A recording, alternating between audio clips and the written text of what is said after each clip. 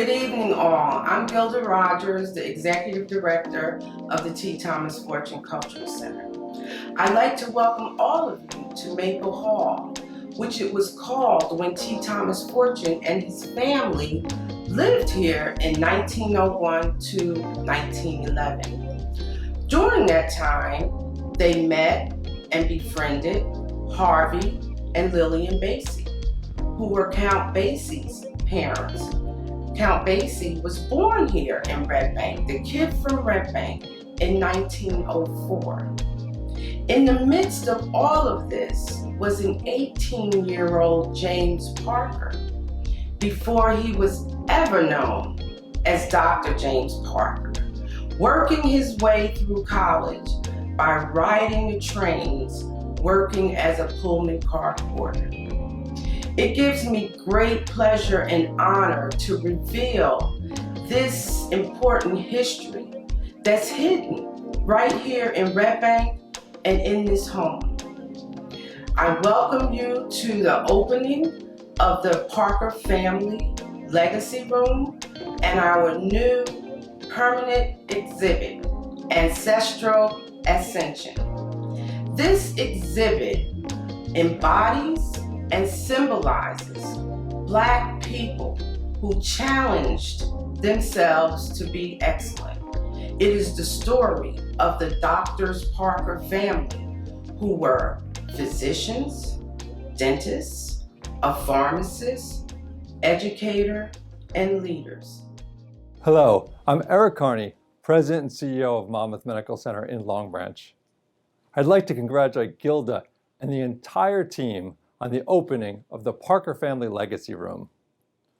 While I'm so disappointed I can't be there this evening, I'm incredibly grateful that Monmouth Medical Center and RWJ Barnabas Health could help make this important exhibit possible.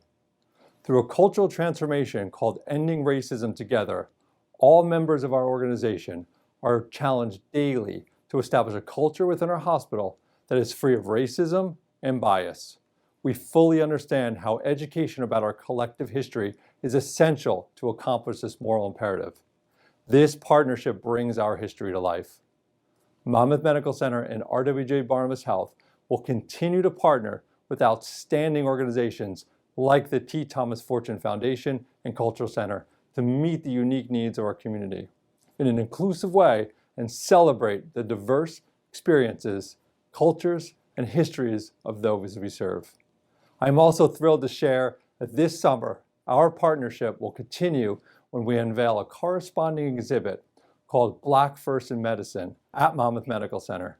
This historical exhibit of the Parker family was created exclusively for Monmouth Medical Center, where in 1955, Dr. James W. Parker Jr. became the first Black physician on our staff. I invite all of you to join us for a viewing when it's completed. It is truly an honor for Monmouth Medical Center and RWJ Barnabas Health to help share the incredible history of the Parker family with our community. I hope you will have a wonderful evening, and please continue to be well.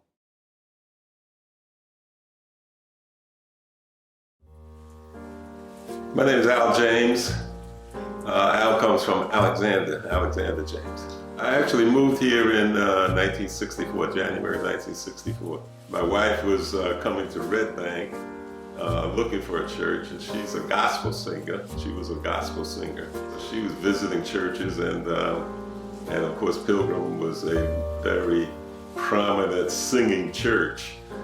Very good choirs and so on, and she was attracted to that. After my kids and I followed my wife to Pilgrim Baptist Church, and we all became consolidated.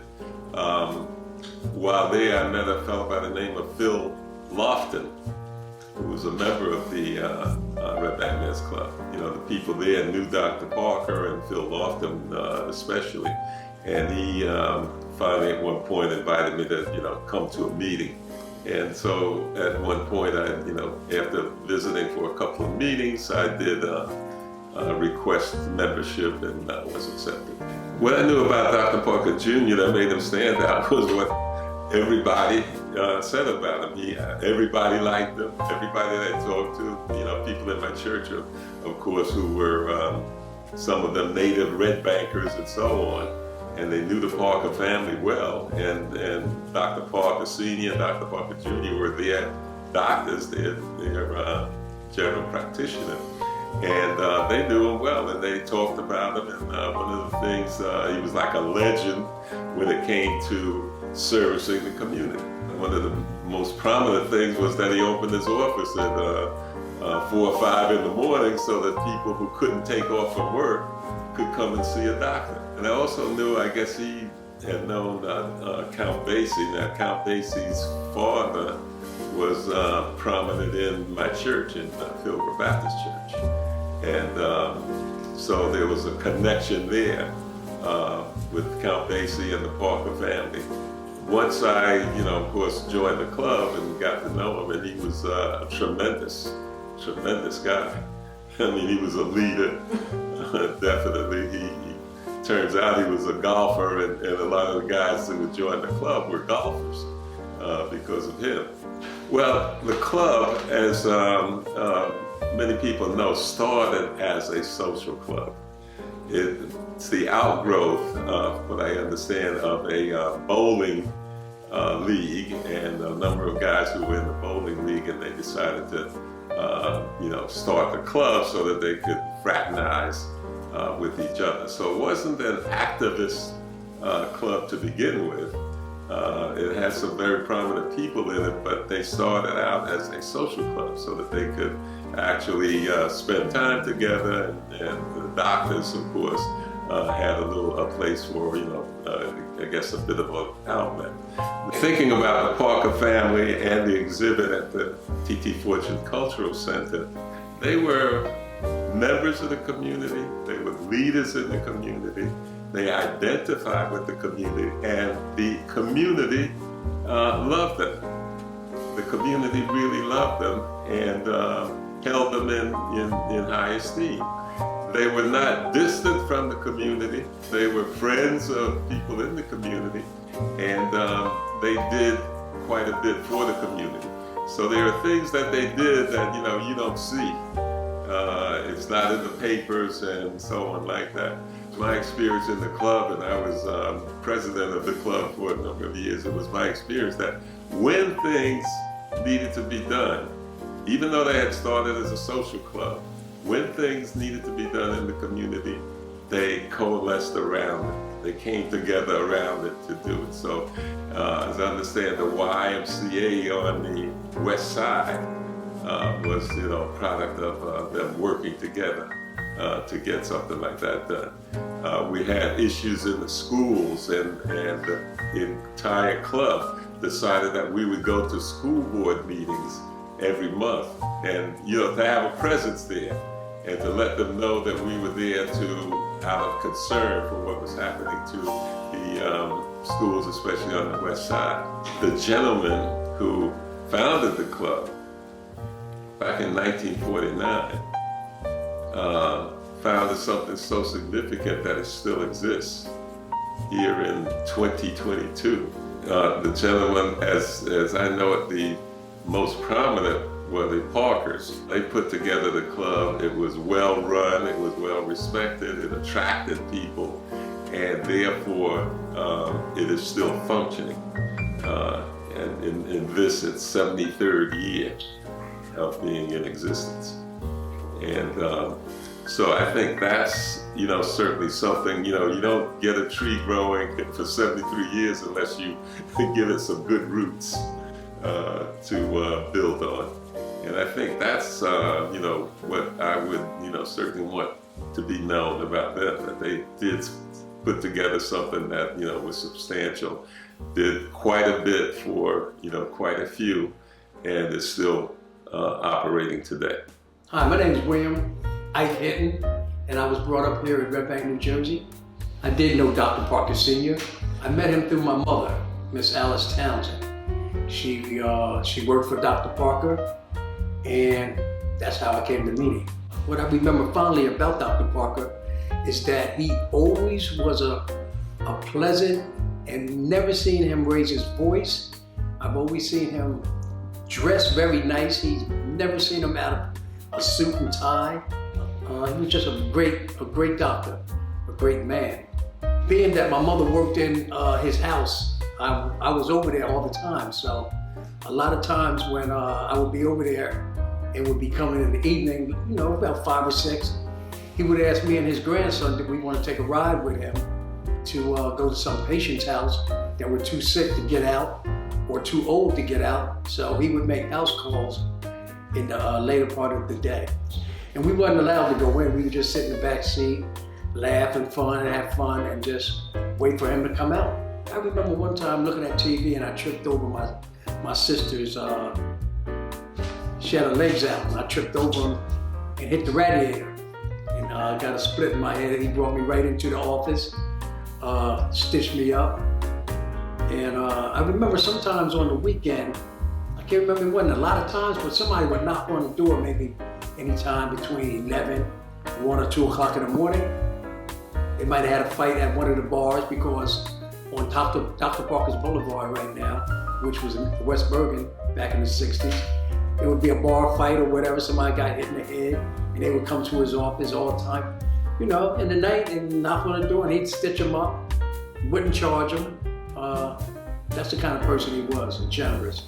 I remember at lunchtimes when I was going to River Street School, a lot of times I would come home for lunch and my mother would, you know, make us a lunch, make Dr. Parker a lunch, and I would join him. And we would sit down there at lunch and he would say the grace and then we would eat. And I remember when he would always correct me like on proper table manners. Anytime he did anything around him, he would correct you and in a very calm manner. I've never seen him upset, and he was very calm. I used to always shine his shoes. I can't remember how many pair, but I know he had brown and black. And I would bring him into the room and shine his shoes. He was very particular in the way he looked. I mean, he was a sharp dresser. Yeah, he did, like on Sundays, he would go, I'm not sure what town it was, but he would do trap shootings on Sundays. And a lot of times, I can remember times going with him. I just remember them saying, pull. And he had a shotgun, and he was a very good shooter. Yes, I remember Mrs. Parker. When I did come in contact with her, she had become ill, and most of the time she was in the bed. And so, and that's why my mother came to work with him, because she took care of Mrs. Parker for, I can't say how long, because I was young, but she took care of Mrs. Parker up to as far as I remember, until she passed away. You know, like I run across people now, like older people, and I'm talking about white people, who knew him, and they remember Dr. Parker because he took care of everybody. It wasn't just a black community, it was all sorts of people that knew him, even up to today, when I speak about, you know, that I knew Dr. Parker. Oh yeah, I knew Dr. Parker. Great man, him and his son. My name is Kay Harris, and I grew up in Asbury Park in the 1950s, 60s era. I know the Parker families as a result of our parents. So my parents went to Howard University. I would say our parents were all friends and contemporaries of each other. So, you know, we pretty much grew up and I've known them just about my whole life. Yes, my father was also a physician, and he was close friends of the Parkers in Red Bank. And I would say that within that circle, there were a number of different physicians, and not just physicians, but I'd just say professionals. There was this strong bond, and you had the men's club, and you had the fraternities. So even though the Parkers lived in Red Bank, we grew up in Asbury Park, but there was a closeness between the whole group of individuals in both communities. My father's name is Dr. Lorenzo W. Harris. His practice was in Asbury Park on Bangs Avenue. And during that time, very often the doctor's offices were actually connected to the houses, and that's the same case with the Dr. Parkers. So his office and our house were both, you know, located on Bangs Avenue. I really pay homage to them because they were more than just professionals or physicians. The thing that really stood out to me is that they were also very much involved in the community. through my research, because I'm also the president of the Asbury Park Museum and Asbury Park Historical Society, I would see articles about both Dr. James Parker and my grandfather together. So when there were some issues, I would see a newspaper article where they were protesting an issue, of pushing back, their voices were being heard, and you would see the list of names, and there you would see Dr. James Parker, Lorenzo Harris, even though it might have been an issue associated with the city of Asbury Park. For example, having to do with the segregation of the waterfront of Asbury Park. So, and then I would say it carried on to the next generations as well. So I'd say my father was also very active, as was Dr. Parker Jr. And he was also very active. So I think it went through generations, and that's the one thing that really, stood out, that they were more than just their occupation, and that they did have a strong connection with the community and the young people, and they tended to mentor the young people. And I know that both the Dr. Parkers were that way, and everybody knows that the number of hours that Dr. Parker would open up like early in the morning, 6 o'clock in the morning for his patients, but it went beyond just the patients. He was involved in their lives. I can say that the Parker family has definitely had a long-lasting impact on the community, as can be exemplified in the Parker Family Health Center located here in Red Bank. And to her credit, Shirley Parker, Dr. Parker's wife, it continued to be very active and volunteer, and she continued to be a part of that for so long and so many years. So I mean, that's just a testament to her. And so I think even to the day, and then I think it's such an honor that the Parkers have had such an impact on the community, and the fact that they even named the street the Dr. Parker's Boulevard after them is another way of remembering and recognizing. And that would not have happened if they were not a family that had had such an impact on the Red Bank community. I really love the fact that their story is continuing to be told through this T. Thomas Fortune House Center, because this is a whole nother new generation. So the current generation, they probably have no awareness. They may see the street sign, Dr. Parker's, but this is an opportunity for them to learn about the legacy of the family and the type of impact they did have. So I'm just so excited and pleased that the T. Thomas Fortune has chose to dedicate this room to the Dr. Parker's family. I'm Dr. Carol Penn, and I am from Red Bank, New Jersey. Well, it was really wonderful to grow up in Red Bank. I always loved my hometown. So I grew up on the east side of Red Bank on Harrison Avenue. However, I was a frequent flyer on the west side of Red Bank, Shrewsbury Avenue, West Side Avenue, Sunset Avenue. I grew up attending the Amy Zion Church on the corner of Shrewsbury and what is now Dr. James Parker Boulevard, and had many, many friends on the west side of Red Bank, including my godparents, including the Parker family. My father and Moose Parker, the dentist, were very good friends, and I was friendly with his children and went to school with Moose Parker Jr. My mom, as a little girl, was a patient of Dr. James Parker Sr. and a contemporary of Dr. James Parker Jr. So growing up, sort of like that intergenerational stories and knowing several generations of the Parker family through my mom. So there was a close and long relationship between the families, going all the way back to my grandmother and her son Joseph. As many black families did, they were patients of the James Parker Sr. So it really goes back the 4 generations that my family has lived here. So the Parker family and my family, like so many families, were part of the Great Migration North. And the Parker family, like my grandmother's family, were from South Carolina. So they all came here and landed here, were making a life here. They came here with their education, with their professions, with their hopes and their dreams. And tragically, some of the things and some of the racialized terror that they had been hopefully leaving behind in the South met them here in the North. So sadly, medical apartheid was occurring here in the town of Red Bank.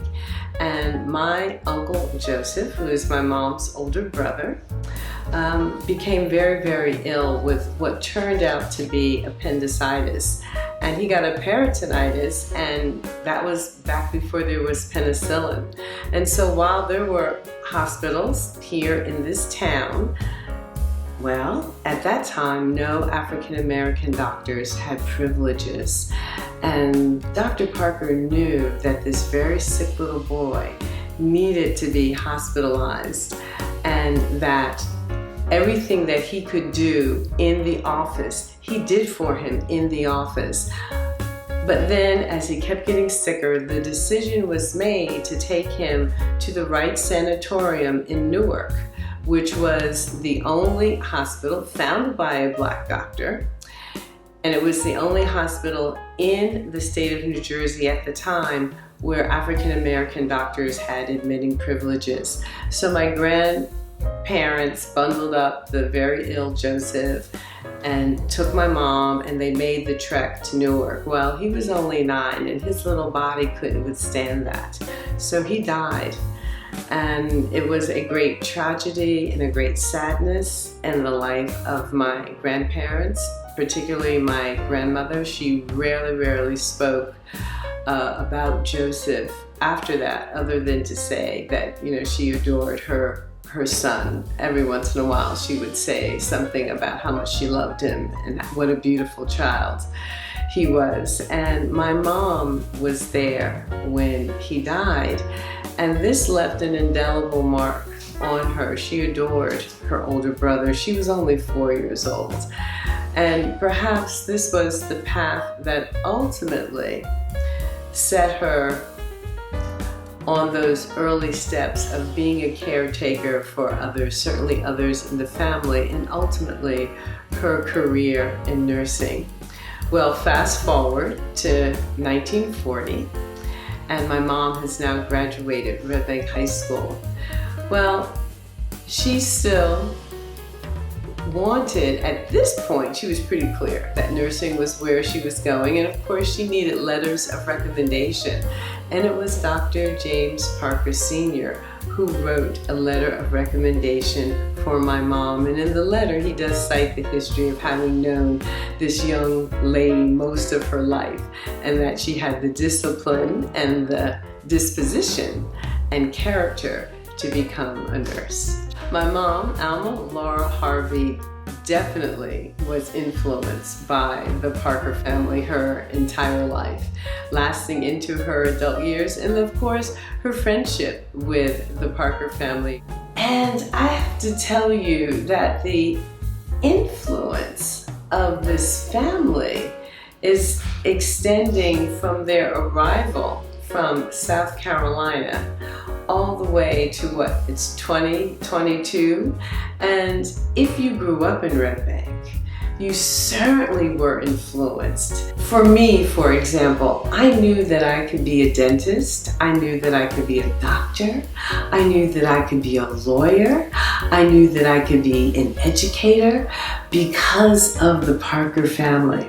So it was a wonderful, wonderful time to grow up in Red Bank in the 60s and 70s and 80s, while so much of the Parker family was here. They were a presence. So I'm just hopeful that as we begin to honor the Parker family, their legacy, and all that they left here in Red Bank, that these stories will be told again and again, that the history will become even more known, so this next generation that's coming up can be touched, that can be inspired, and they too can know, yeah, I could be a doctor. Yes, I could be an educator. Yes, I can be married and be a part of the community. I can raise a beautiful family, and I can contribute to society. I can exercise my full rights and privileges as a citizen. And that is part of the lasting legacy of the Parker family and all that they meant to this community, all that they represented to this community, and certainly all of the doors that they held open, sometimes even creating the door itself, so that those coming behind could have an opportunity, could have access to educational corridors, and could have the highest aspiration of our spirits and our souls. And I, for one, am forever grateful.